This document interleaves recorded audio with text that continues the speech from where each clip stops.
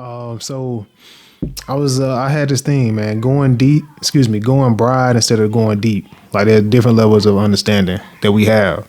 And, you have a very familiar level and then you have a mastery level, like a fundamental, you've mastered the fundamentals and you've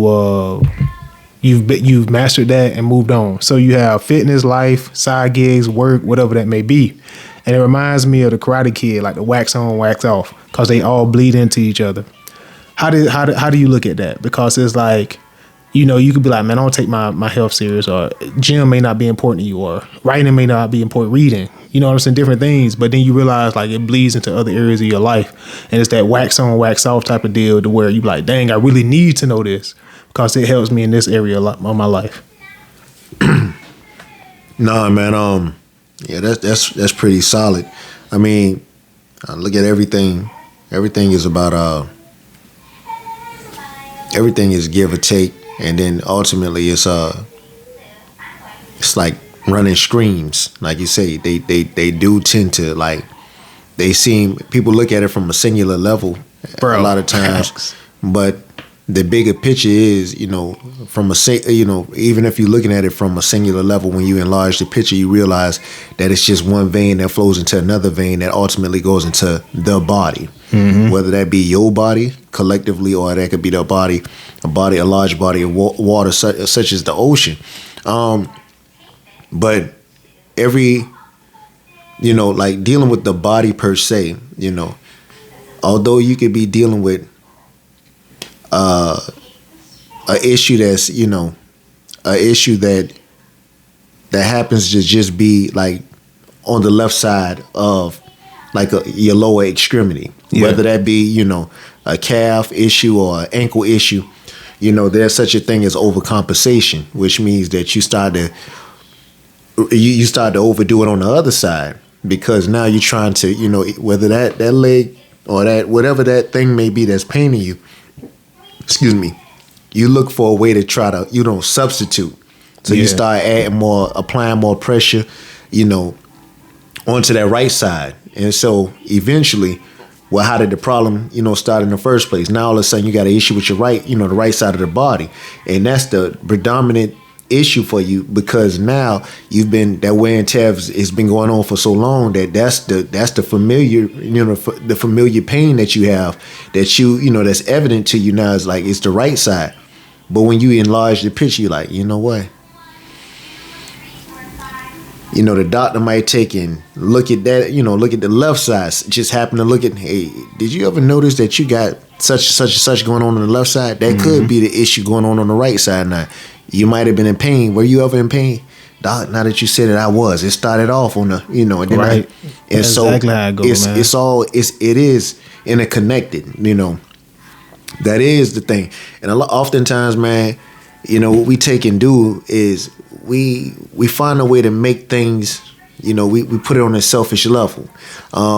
We worry about self. Like that's the singular issues. We worry about self. Yeah. But a lot of times, you can bypass the child, and the child hungry, and you like, shh, man, forget that.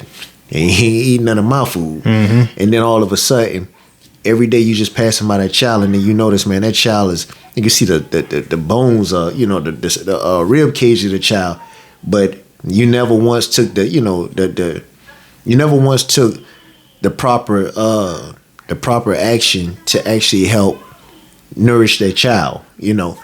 If we looked at things oftentimes, looked at the bigger picture, so to speak, the world would be much better.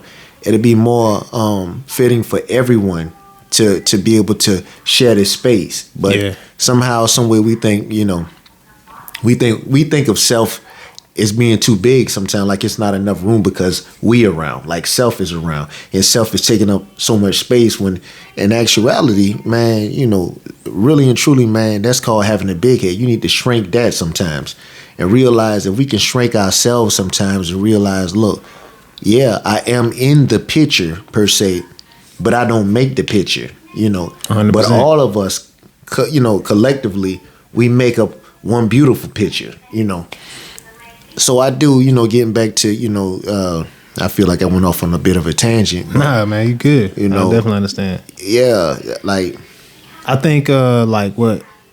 Let me see, like the wax on, wax off technique, man. And when he said the statement, or what? Excuse me, when I heard the statement, going broad instead of going deep, knowledge popped into my head, or like information popped in my head, going broad instead of deep. And a lot of times that can happen on multiple different levels. You know what I'm saying? It can be on you trying to make money. You know what I'm saying? You just going after these hours or whatever the case may be. And it's like, yo, you need to master, planning. You know what I'm saying? Maybe you need to plan your time a little bit better.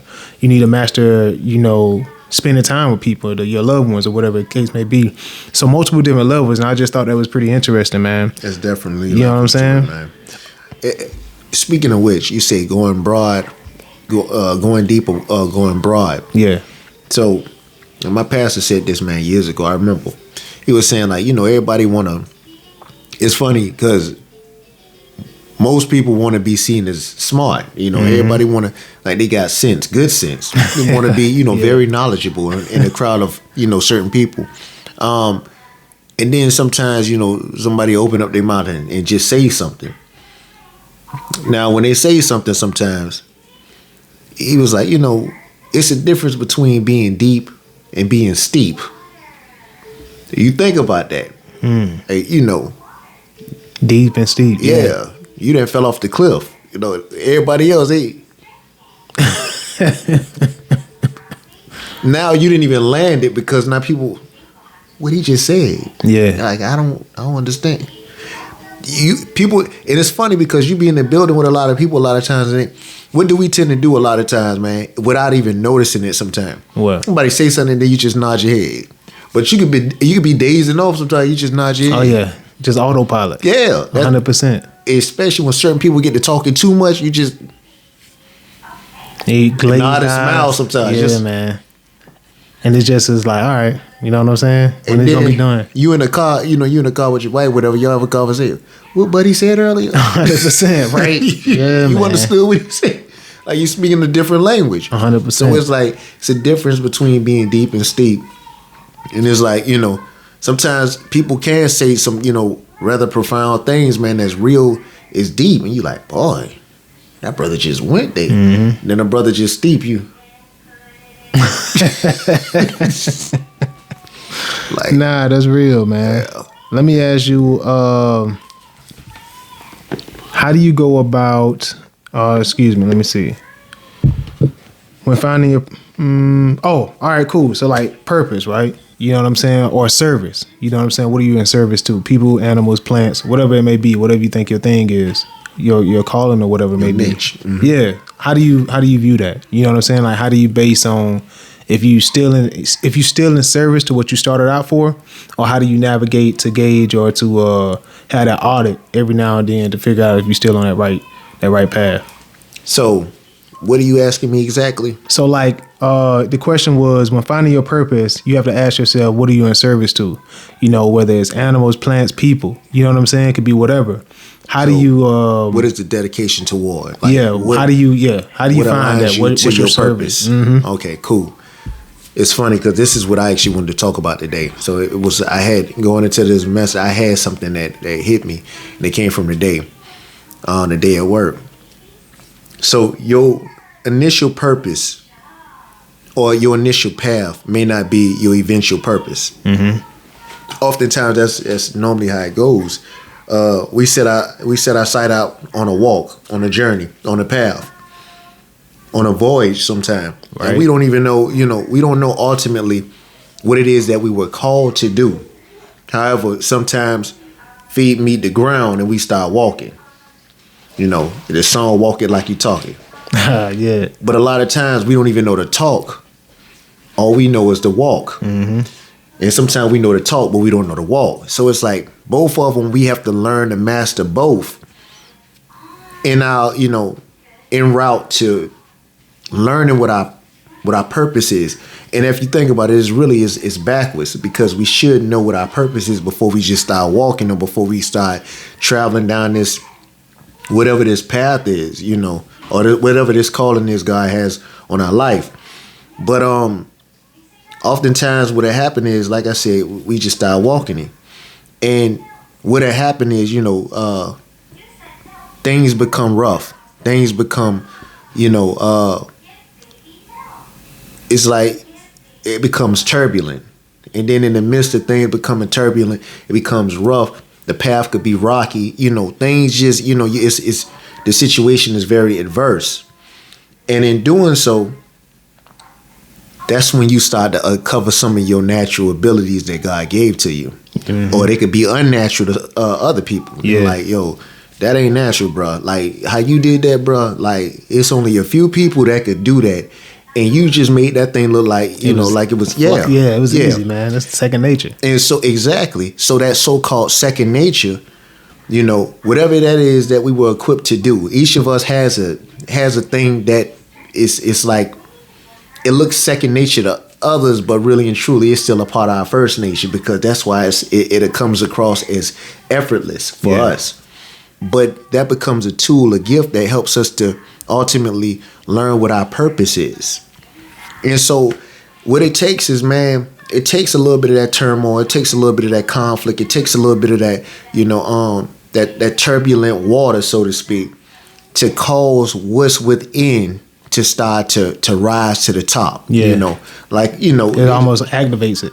It does. Sometimes it takes that shaking, man. Yeah, man. It takes that shaking, and from that, it's funny because even underground, a volcano, it becomes active underground before it shows any signs of, surfacing. That's so true, man. I think you brought it up beforehand, like the internal, right? What goes on the inside, and I think.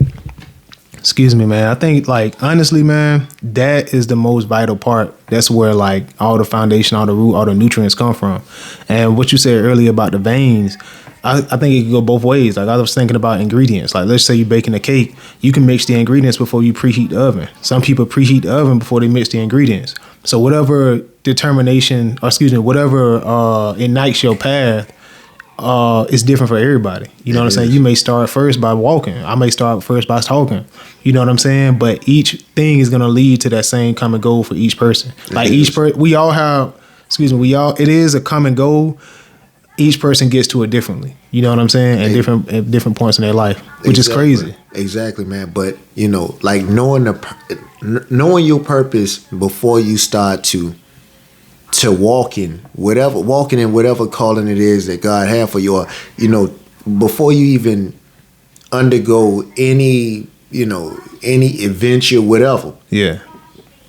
It makes it easier because like I was telling you before, if you already know, think about this. If you already know what your purpose is, and then you say, yeah, man, I'm going to school. So what you going to school for? Whatever your purpose is, school should align with your purpose. Mm-hmm. Because what happens is it's the constant pull. You're going to when your purpose is one thing, but then you're going to school for something totally different. It's that man. It's a game of tug of war. Yeah, that's what it is. You constantly being tugged at because you're like, man, this is not going to bring me no joy. Mm-hmm. I don't really like this, but everybody telling me this is where the money is. And it's just like, that's true. But God called you to do this over here. So now, as you go and you trying to get the bag, so to speak, you're going to fumble the bag because really and truly, you're not supposed to be over here doing this. You're supposed to be over here doing this. Right. And a lot of people spend so much time just really creating their own conflict rather than understanding, all right, this is what I was called to do. So let me align myself with whatever this purpose is that God has for me. And from that, I can go ahead and I can do whatever needs to be done. And, to create this, this one big, situation that's going to really, it's going to benefit not just me, but a lot of other people because I'm just walking in my calling. That's true. Now, I say this, man.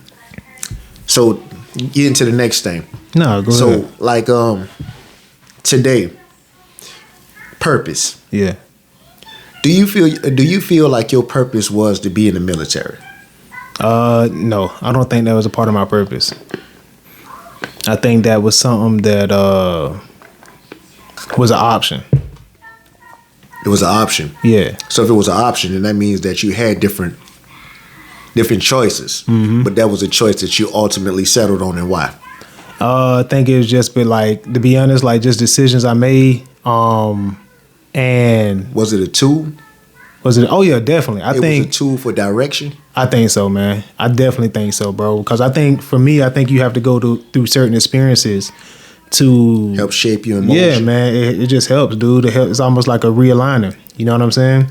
So that's what I think it was. I think it helped me to realign. Like, okay, this is definitely not what I should be doing, or this is. I'm glad I had this experience. I have some takeaways from it that I can add to my toolbox. Let me use what I learned from here to help me find a better navigation. Man, I'm gonna tell you right now, this gonna be good today. This gonna be really good. So like right that, now we man. getting ready. This thing getting ready to shift. Getting ready to shift this thing. All right. So right now I'm gonna focus on you for a second. I'm gonna bring this thing full circle in a few minutes, right?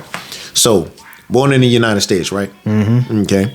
So tell me a little bit about your mindset from being in grade school up into high school into ultimately getting into the military. That's a good question, man. So like up into grade school, I say middle school, I started in the band. I was real good at it. I liked it. I was in percussion, played a bunch of different instruments that was basically like drum based, xylophone, things like that. Then I want to you go to high school and then start getting influenced by trying to be cool, this and that. And I started to play football. So I never forget the band director came to me. I was sitting at the so-called cool kids table, you know what I'm saying? And the band director came up and talked to me directly, like, hey, we really need you in the band, this and that. And he was like, yo, you really good at it, this and that. And I chose to go to football. So it was almost like that first experience that sticks in my mind to where I chose another option than what I felt like I was Called to do. So football, talk about that. How did that turn out for you? I mean, it was cool, man. Like I had some fun moments, you know what I'm saying? It helped me to be more social, things like that. But it wasn't something that I always tried to be like the best football player. I never was really into weights like that. I did it. It was cool to build that foundation. But it was never, I didn't share that same passion that I shared towards a band. So tell me about this here. What about the physicality of football? Did you enjoy that? Did you was that, because for some people they thrive in it. That's what, brings them back on the daily, and they're like, yo, like, this is it. Nah, I don't think that was me, man. Like, not my temperament, not my personality. I like the challenge of it. You know what I'm saying? Like, me being not so popular, me doing that, and then that feeling of trying to prove myself to almost build a new identity. I like that aspect of it, but as far as like just going out there to headhunt, that really wasn't me. But I did find out a lot about myself, I lost a lot of weight, changed my image in school, things like that. That was good, and then it helped me. Now I'm more into fitness, but I think that foundation in football, yeah, it did ignite that early on. All right, so tell me about the military. Military, man, was Tell me about the choice, like early on, like the whole thing was, growing. I was a teenager. I think I was around like maybe 18, 19.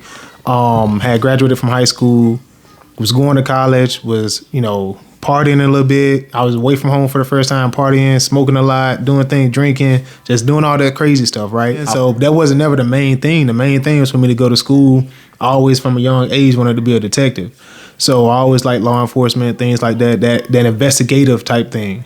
That was always something that I enjoyed. Interesting. And so I wanted to go into as military police, but that wasn't open at the time I signed up. So I ended up getting a diesel mechanic. So it left a lot faster. I could get out, get in. I could do what I needed to do, get in the service, sign my papers, and then be out. And then that's how I got into the military. Okay. Along with like a concise version. Okay, cool. All right. So tell me about this. And What's now that? I want to dive into something a bit deeper.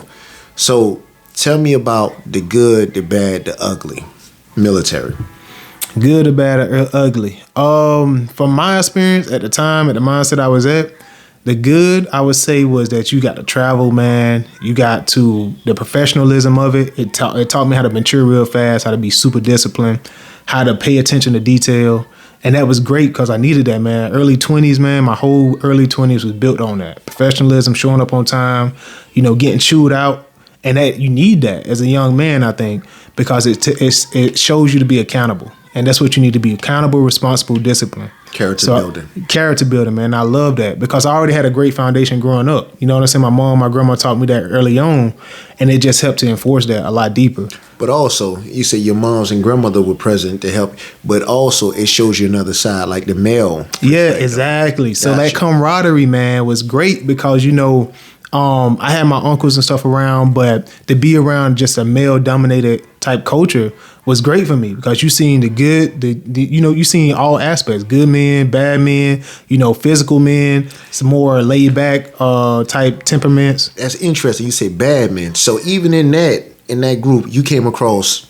Yeah, definitely. People with terrible character, people that was, cheating on their wives, or people that was, drinking way too much, or getting kicked out for doing things that was illegal, whether it be breaking the law, whatever the case may be, not showing up, going AWOL, people that didn't listen, that didn't like discipline. So you saw like a whole plethora of that in there. Then you saw people that followed the rules, did what they needed to do, got promoted fast, was a great example of leadership, that told you to do something and also followed it themselves. You know what I'm saying? And that executed. So it's like you saw both sides of different men that you could kind of base being a young man, that you could base your character off of. So, okay, my question for you, what was your greatest fear being in the military? Greatest fear being in the military, man. One was getting kicked out for something, getting a dishonorable discharge. It's almost like a felony. Like that follows you for the rest of your life. So that was one fear. It's funny how that paperwork does. Right? Grade school is like, man, like, it's interesting you say that, though. Yeah. But it's like, that was one fear. Like, man, let me make sure I'm doing what I need to do to make sure I don't get that. And I get that check in the box, that's going to be a benefit. You know what I'm saying? I think everybody's deep down fear was going to war. Like, you know what I'm saying? Getting something happening to where we had to go to war. Because it's like, man, you know what I'm saying? I didn't sign up for that originally. You know what I mean? They ask you when you go to the recruiting office, pick these 3 things. They lay out things. It could be travel, education, physicality, whatever the case may be. They lay out a bunch of cards and you pick 3 of them. And 3 or 4 of them. So mine was like education, I know for sure, traveling, and something else. So that was never my main focus, to go in and fight a war. But yeah, that was my 2 fears: getting a dishonorable discharge and having the possibility of going to war. Interesting. You didn't name one, and this prompts me to ask you a question, or maybe you may have forgotten about this. I don't know. I'm gonna just ask. What about death? Death? That was never really a big fear of mine. You know what I'm saying? Is it because you really, deep down, you felt like the chance of you going to war was slim to none? Or is it just that, like, explain that to me. Nah, man. I think, to be totally honest, I think having to go to war was tied into that. Like, it's always that fear of, man, what if I don't make it back? You know what I'm saying? So that's all like in there. Like, if I don't make it back, what if I get, struck by an IED? Like how so many others have, unfortunately. A lot of different talk things. In terms so that a lot of people can understand. Oh, like IED. So like bombs that whoever you're going to fight, that placed there to sabotage the convoy and things like that, to where you get blown up, lose a limb, not make it back, be mentally damaged. And the VA is full of people like that. They have great programs to help you with that, but they're full of people that has gone through those. Did you ever personally see that happen, or you knew anybody that Let me think. Not personally, man. We heard stories. You know what I'm saying? Of course, you hear videos, and then when you're in that culture, you seek out stuff like that. So, like for instance, like just like in rap music, like you watch rap videos. In the military, you might watch, different videos of they may have taken footage that they taken in war, just to see, because it is a possibility that you could go. So you look at that like, man, like that's crazy that it could happen. You know what I'm saying? They show you like the raw. Yeah, man. And it's like they don't physically show you that, but we look it up like amongst your peers and stuff like that. Okay, gotcha. So stuff like that, and we do take classes, like classes of with corpsmen, who are like the people that's on the front lines with us, that's going to go in, like our own personal in our battalion or in our platoon, we have each person has a doctor that's assigned to them, or like a nurse, somebody that could like patch you up or do different things like that. So like you might talk to them that they are people that come to your unit that have war experience or combat experience, and you hear their stories, and it's like, wow, man, like, you know what I'm saying? That's serious. You know what I mean? So it kind of hits home when you have those instances that you connect the dots with. When you start like going and you start talking to people and like getting their, you know, their feedback on things, in a sense, did that ever like discourage you a little bit, or like oh, this might not be what I want to do, or did that help like, make it easier for you? Like, yo, like, I'm built for this. Like, I'm just like, nah. You both sides. I'll say both, man. To be honest, because you have like the guy, like some of my friends, you know what I'm saying, who didn't really sign up to go to war. We had conversations like, man, I'm definitely not trying to do that. Like, you know what I'm saying? That's crazy. Like, man, I'm definitely not trying to go to war. But then you had people, or like I said, you had that great leadership that it puts that motivation in you, that confidence in you. You know what I'm saying? It's like, man, if he go, man, I'll follow right behind him. You know what I'm saying? I had gunny sergeants like that. I had first sergeants like that. I've had corporals and sergeants like that, to where it's like, dude, I will follow you straight into that. You know what I'm saying? Because of their knowledge, first off, the way they carry themselves, inspiration and you know what I'm motivation. saying? And it's not just because he's trying to inspirate me to do this. It's like, yo, man, I believe what you're saying, like a personal trainer almost. Got you. You know what I'm saying? So it's like, it's both sides. You have people that you share that discouragement with going to war, and then you have people that motivate you, that make it not as terrifying as a huge word, but not as big as it seems. You know what I'm saying? Okay, so let me see if I have any more questions for you. That was dope, man. I never really had nobody ask me that.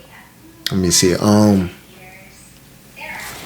right. In case, because this is something else I want you to think. So I asked you before, were you afraid of, you know, death? Mm-hmm. Now, what about on the flip side? Because it's a certain mindset, just like going on the football field, but this is a lot different.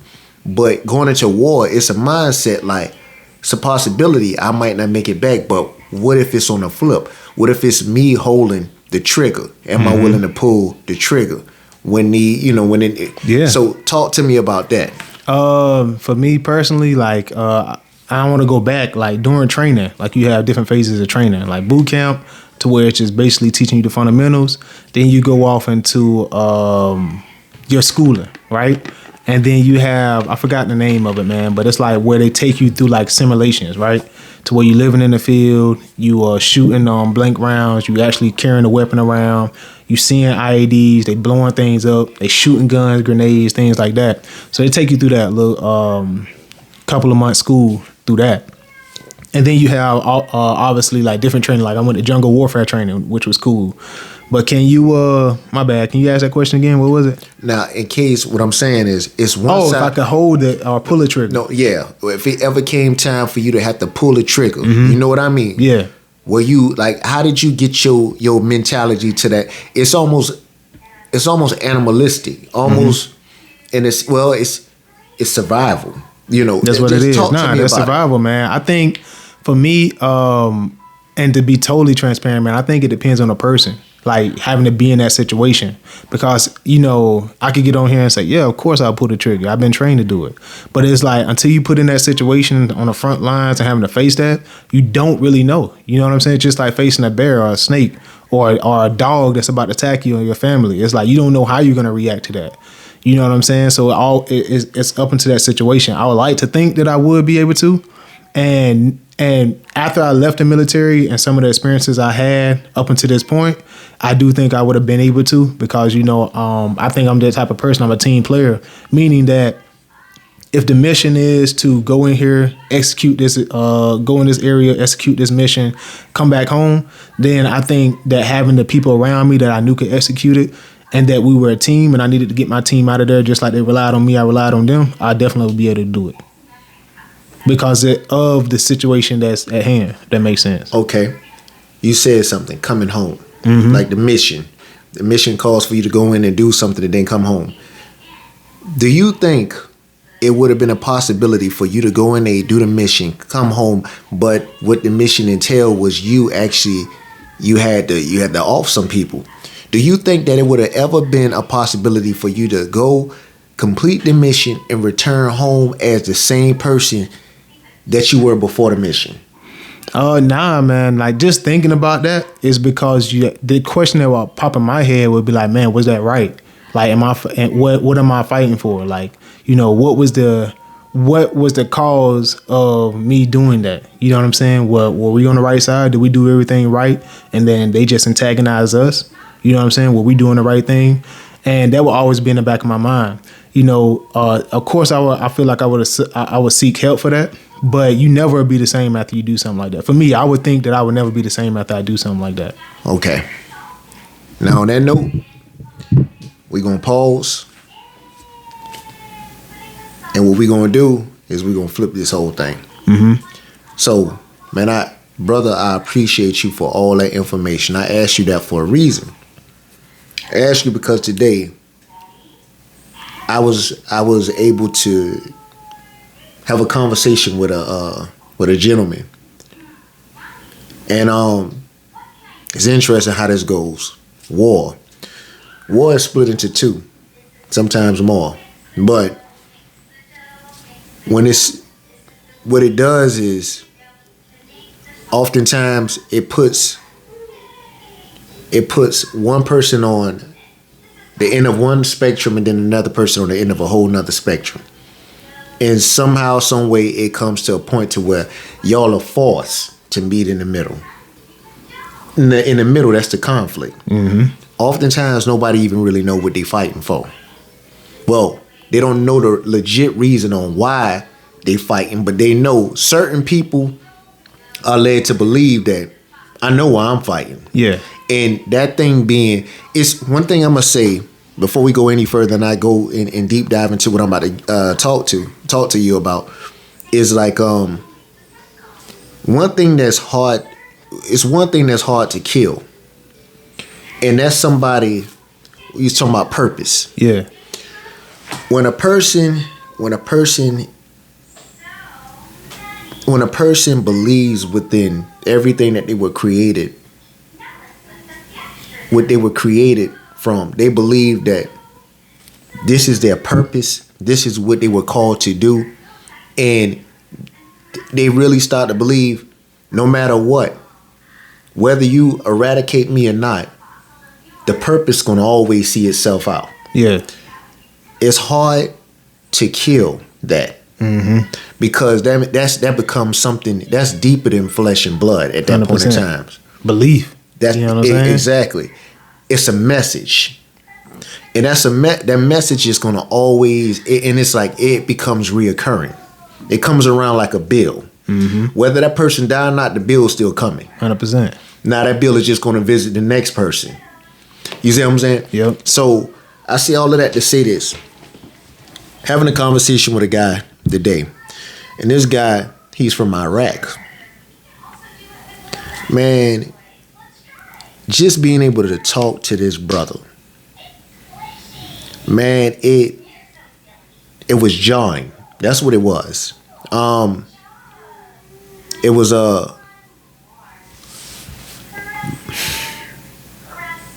I'm trying to get it together, man, because what I'm getting ready to tell you, some of the stuff I'm getting ready to tell you, man, I just wanted to hear your side of the story. I wanted to hear, like, not really just everything about what it entails in the United States Army, but some of the things I'm getting ready to tell you. Like, just, he was built different. They're built different. What did he say? I'm about to tell you. So he said, like, his story, like, his war talk starts, like, his story starts in the 80s. Yeah. But he was saying that for him, he was forced into war at 22. At 21, they were already preparing him for it. But so I asked him, I was like, okay, so did you have a choice in the matter? He was like, no, there is no choice. He was like, if you buck, you get home. Dang. Automatically, the structure is different. Right. If you already know, if I buck, there is no choice. The choice has already been made for you. Mm-hmm. So now the choice is either You willing to die for the cause, or you willing to die, or either you willing to die as a loser. Because that's how they gonna look at you, anyways. If they gotta eradicate you before you even go to war, to even say that you standing behind a message or standing behind your way of life, then you a loser. That's crazy. So I wanted, I wanted to ask. I was like, okay, so what about, man? What about like love, like the ladies, and and I looked this gentleman in his eyes. A more mature version of himself now. And he was like, and I can tell. The look he gave me, a still look.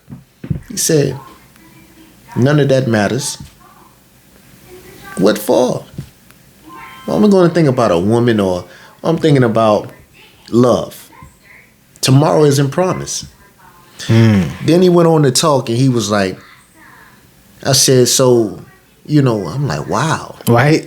That's crazy, dude. Again, a lot of times we would never understand our opponent, our adversary, or none of that. Yeah, nobody take the time to really think about who they're going against. And that's the crazy thing. When you being trained for war, you could be being trained for war, but you're not trained like they being trained. It's a whole different. Yeah, man. It's different. This man said out of his own mouth. Man said, it's like animals. He said, don't feel.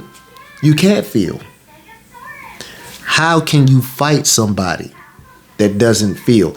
It prompted me to ask him a question. I said, here in the United States, a lot of times, man, when you a bad man, you get a nickname.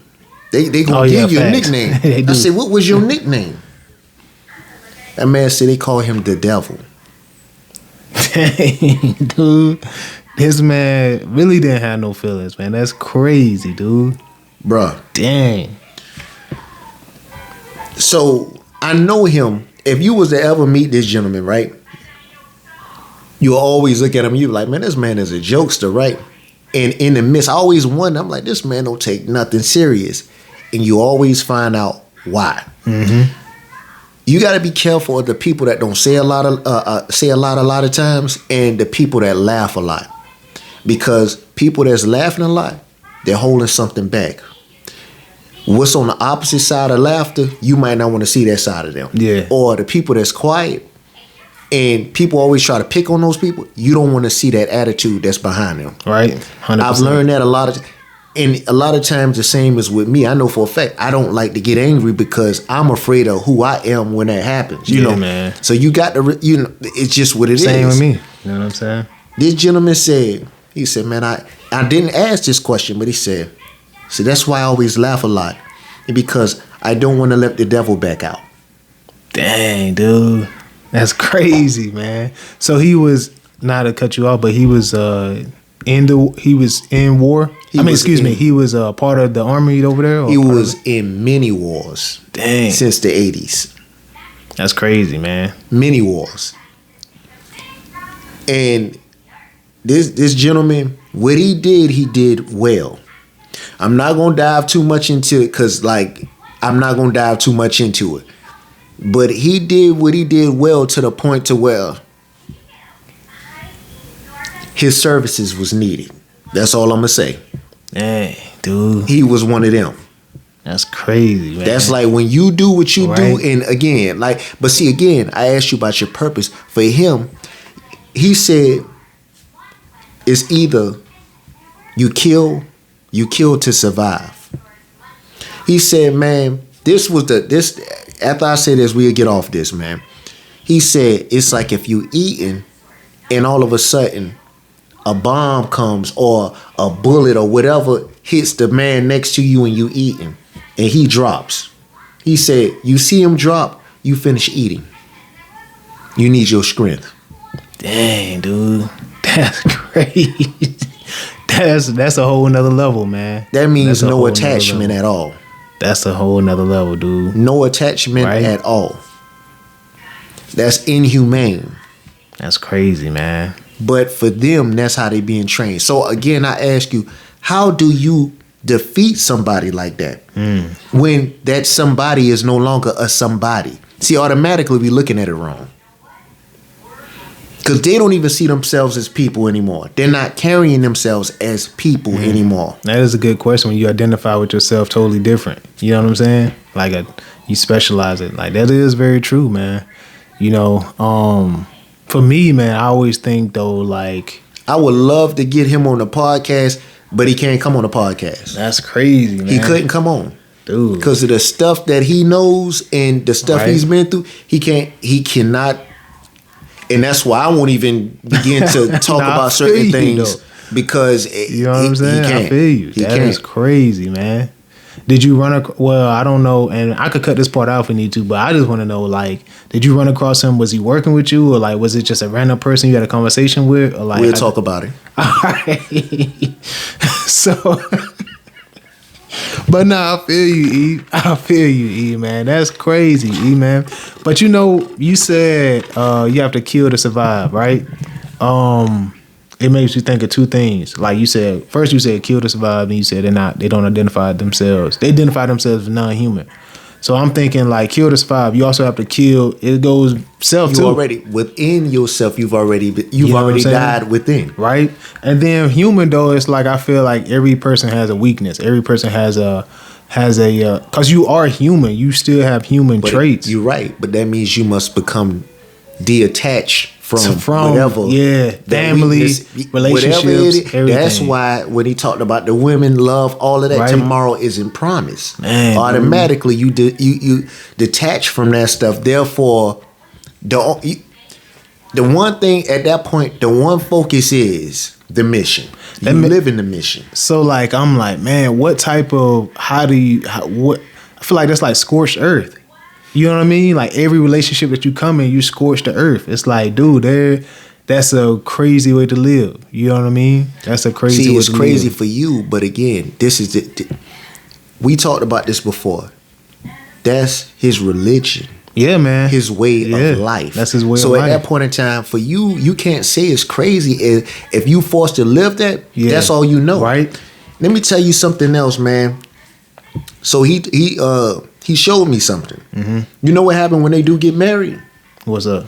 Man, they sawed off shotguns and all that. Man, they get the like machine guns. They putting it in the air, letting rounds go. I've seen some videos of that. But you know, I asked them. I said, bro, they doing this at the wedding? It's like a celebration type thing. Yeah, they doing this. I said, bro, they doing this at the wedding? Yeah. And he had a smile on his face. I wasn't smiling though. I said, bro, that's bullets in the air. When bullets go up, they got to come back down. He said, if they die, they die. Dang, dude. This man is... Yo, straight... He said it with a straight face? Yeah. Bro. They die. That's crazy, man. Man, dude. That's a scary individual. I'm not going to lie, bro. Bruh. That's one of the people, it's almost like sitting beside a lion. You like... Bruh. And guess what? The lion know how to laugh and smile now. Right. How you trust that? Because you realize it's something entirely different in you. Capabilities, man. That's wild, man. Dang, dude. Yeah, I told you I got a good one for you today. Man, bro. I'm like, yo, but that's I think that's cool, man. I mean, not cool, excuse me. I think that's very interesting, man, that you could identify. You could change your identity based off your beliefs. You know what I mean? But see, it's deeper than that. It's not just your beliefs. It's if you live long enough, man, and you experience things, it's through your experiences that you do begin to change, whether you see the changes or not. That's why you can, I'm talking about like on a smaller level. That's why on a smaller scale, that's why you got so many men that mess around and say, like, they resent their fathers because they weren't in their lives, and they say, man, F him or whatever. I'll never be like him. But then what mess around and happen is he becomes just like his father. Or, a young lady, mother did some messed up stuff or whatever. But she was in her life, but she knew what she was doing and stuff like that. But she was like a streetwalker. Then she was like, I never, I'm saying this, that, and other, bless him out and, just cuss her name, all that. Then all of a sudden, she doing almost the same thing, if not worse. It's what happens is through the experiences, if we're not careful, we could relive those experiences, or we could become, something far more worse. Do you think it's like over-identifying with them, like to where you over-identify with your experience so much that you become it? It's trauma. It's the trauma. It's like, bro, that's why with everything we do need to have, we got to get help for the trauma. Facts. I'm not the one that, I don't believe that, I do feel like in this lifetime, there's too many people that's trying to diagnose people. To me, diagnosing is called, just calling another name. You know what I'm saying? Yeah, that person is that and the other. I think that happens a little too much, but I do think that what we need to identify with is the trauma. Yeah. And we need to treat the trauma. The root cause. Exactly. We need to identify, okay, what's causing this? I heard somebody say, like, we treat the symptoms and not the root cause. Exactly. You know what I mean? Exactly. Which is so crazy because it makes so much sense. Man, you know what I mean? I'm not going to lie to you, man. It's just like, bro, it's no different than, it's no different than, like, you would take, like, a weed. Mm-hmm. You might take and you clip the head of a weed. The weed is going to continue to grow because the roots are in the earth. It's gonna now when you uproot it, that means you get all of it and you pull it all out. Mm-hmm. Now, guess what? Now that area now has room for, you can cultivate that area now. And the thing about it, bro, like we don't realize, man, it's just like, man, everybody can put on a smile, People don't even understand, man. Even demons can go to church. Mm-hmm. It's like, you could be sitting or working next to, you just never know who's next to you at all times. You don't, because everybody can wear a mask. But again, when you get to, like, I'm talking about hard work, hard talk, or just... And when you start going there, man, dude, that's when it's like, that's when it's that's the real work starts. Or when confessions really start coming, are you really ready? Man, that's so because you don't know what you're gonna get. You don't know who you meeting. That's really true, man. That's everybody talking about they ready for a meet and greet, but then when people really open up and give them then they looking for the nearest exit. That's real, man. That's super real, man. But again, that's a part of the trauma. It's not when the trauma starts to come forth, it's not about running from the trauma. Man, people start to really, like, they pour their eyes out, man, they cry because they want the help. That's the thing, man. And it's like, just listening to this brother, man, talk about that, man. Like, I felt that. Mm-hmm. I felt it. I'm talking about, bro, like, it was something else, man. I could only imagine. I'm like, you empathize with it. You know what I'm saying? You took the words right out of my mouth, right? Right? You feel me? And it's like, bro, I'm sitting up there because I could not understand why one of the most happiest days of your life, a marriage, you letting rounds go in the air. But again, it's a part of the culture. It's already embedded in the culture. War is already within them. Right. So again, even in celebration, the only way we know how to really let them go. That's real. That's crazy. You already live by the gun. You die by it anyway. So like. That's very true, man. It's almost like I'm thinking as you talking, like, yo, if it's a way of life, I mean, it could, like, they be like, why fix it if it's not broke? If it's working for you. But you saying treat the symptoms. It's like, okay, how do you know when to treat the symptoms? Until you run into somebody that's healed, or until you run into somebody that grew up like you, that was that healed themselves from that. Does that make sense what I'm asking? You say how do you treat the symptoms? Cause you saying, like, shooting rounds in the air, like, man, that sounds crazy to me. So it's like, if that's a way of life for somebody, almost like game banging for us. You know what I mean? So and we look at that like it's that's crazy. Why would you do it? Your life is all effed up because of it. But for like, somebody, that's all they know.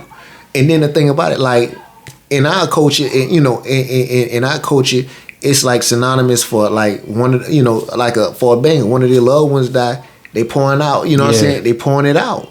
it's like for them, they letting rounds go in the air. You know what I'm saying? It's just like, I mean, the thing about it, you know, when you think about it, yeah, it's easy to judge one of them and say, well, the bullets in the air is worse than you pouring, you know. But again, it's all sentimental to them.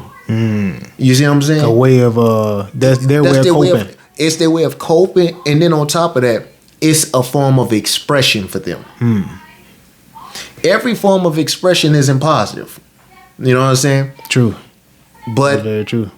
If that's my way of expression, that's my way. I'm expressing. You feel me? Man, that's crazy, dude. You know what I'm saying?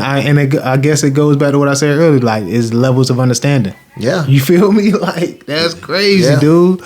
But I'm glad you had a conversation, because that is like, man, it's good to hear something like that, because it almost changes your perspective. I think it helps me too with my, like, just like, man, dude, like, you know, empathizing with different people, gratitude, you know what I'm saying? Things like that. Yeah. And just like, wow, dude. You know what I'm saying? Grateful for how I grew up. You know what I'm saying? It makes you look at everything different. And that's why it's always one of them cases where even if somebody was in the U.S. Army, whatever, you think you've had it rough. Right. Then you like being able to look over there at that, taking a glance over there, you like, yo.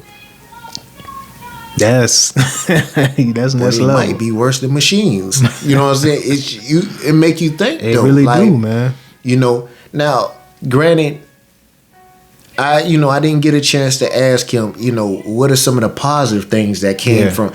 Now, see, I want to say that because, you know, for all we know, could have, you know, people from Iraq that might tune. You never know, or connections to Iraq, what have you. But the thing is, I did not have a chance to ask him, you know, what are some of the positive things that, you know, has taken place. Well, I do know some, but again, with that, I have to hold out because that's like, I would not air that part of his business. It's too personal. Exactly. Yeah.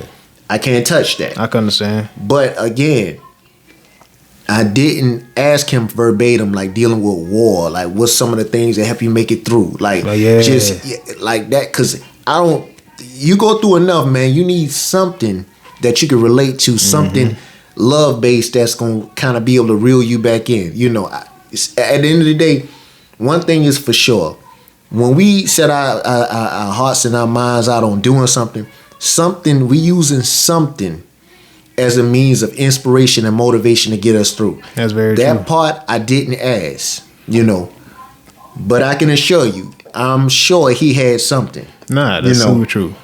Do you think like emotion, like obviously emotions helps us get it through? Like some people thrive off of anger. You know, I'm in football. I'm going on this field. I'm winning this game off of anger. You know, do you think certain emotions last longer than others? Like if you of course, I feel like anger is symbolic of fire, and a fire can burn for a long time depending on how much area and how much is flammable. So if your being is flammable, you're gonna be able to thrive off that anger for a long time. God forbid you don't get killed or something bad happens to you. So that's a motivation. A lot of people in times of war, they use that. Yeah. You know, so that they can feel like they can run through a wall. You know, is it positive? No. You know, but out of all of the emotions that you could possibly garner, that's probably one of them. You know, now, you know, to me, the most powerful emotion is just being able to have a level head. Therefore, you know, you could become a cool customer to the point to where you know how to adapt in different situations. I can see that.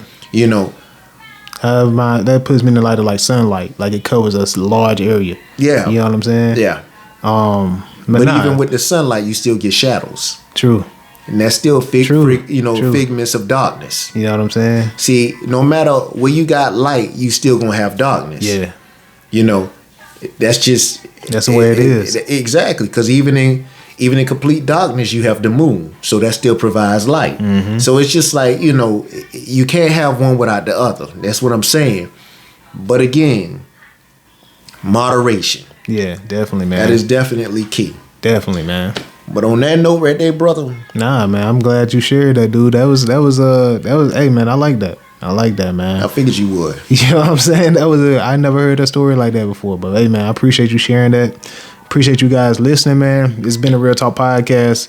Catch us every Thursday. Every Thursday we're dropping. Tune in, share it, like it. Tell your friends, tell your family. See you next Thursday, man. Peace. Real talk.